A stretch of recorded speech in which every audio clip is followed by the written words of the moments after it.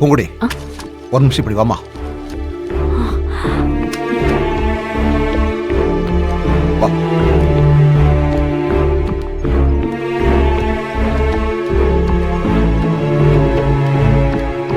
வாமா.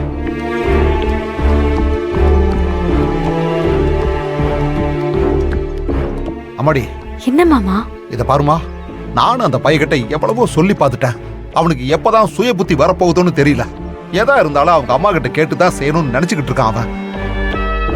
அப்ப நம்ம இவ்வளவு நாள் சொன்னதெல்லாம் தண்ணியில எழுதுன மாதிரி ஆயிப்போச்சுமா.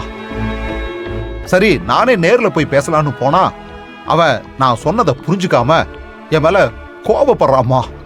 அதான் அப்பவே சொன்னனே மாமா, எதுக்கு இதெல்லாம்? எனக்கு நல்லது பண்ணணும்னு நீங்க அவமானப்படாதீங்க. இன்னொரு தடவை இப்படி தப்பு பண்ணாதீங்க மாமா.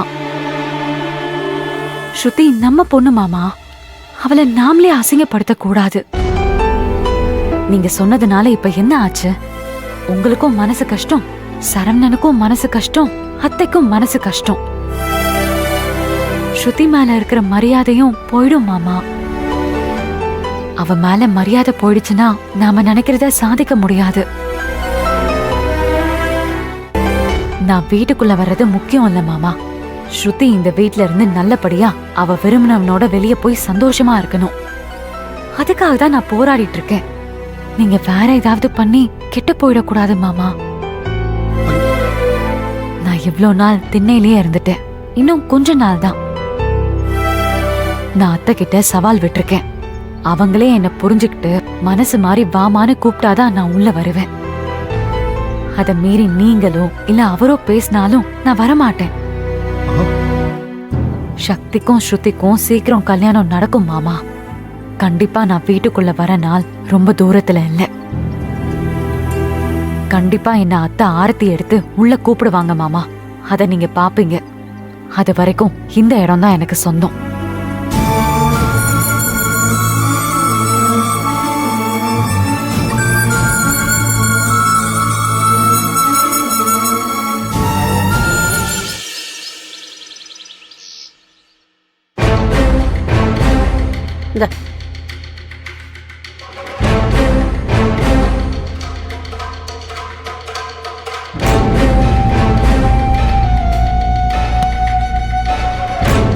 ஏன் மகேஷ், உன் புருஷன் என்ன சொன்னாரு?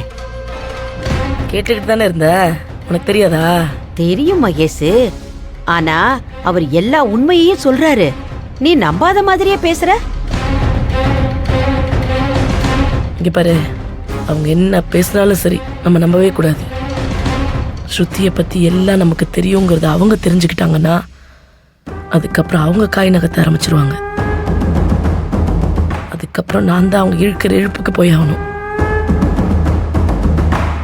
என்னால இன்னும் ஸ்ருதி காதலிச்சிருக்கா, அதுவும் சிவசாமி மகனை காதலிச்சிருக்காங்கிறதையே ஏத்துக்க முடியல. அதான் நான் அவங்கள குழப்பி விட்டுட்டேன்.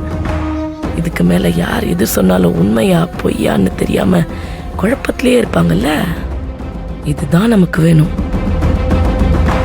இவ்வளோ நடந்ததுக்கு அப்புறம் நம்ம இன்னும் கவனமா இருக்கணும். அவங்க இப்படி பண்ணதும் ஒரு விதத்துல நல்லதுதான். நான் இன்னும் உஷாரா இருப்பேன்.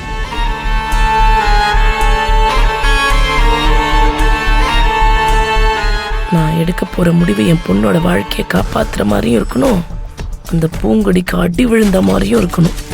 அதுவும் கரெக்டு தான் மகேஷ்.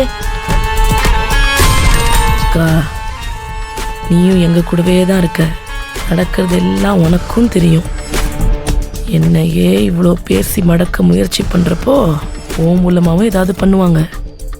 அப்படி பண்ணி நீ அதுல ஏதாவது எடக்கு மடக்கா மாட்டிக்கிட்டு உளர்ன, நான் அவங்கிட்ட பேசவே மாட்டேன் மகேஷ்.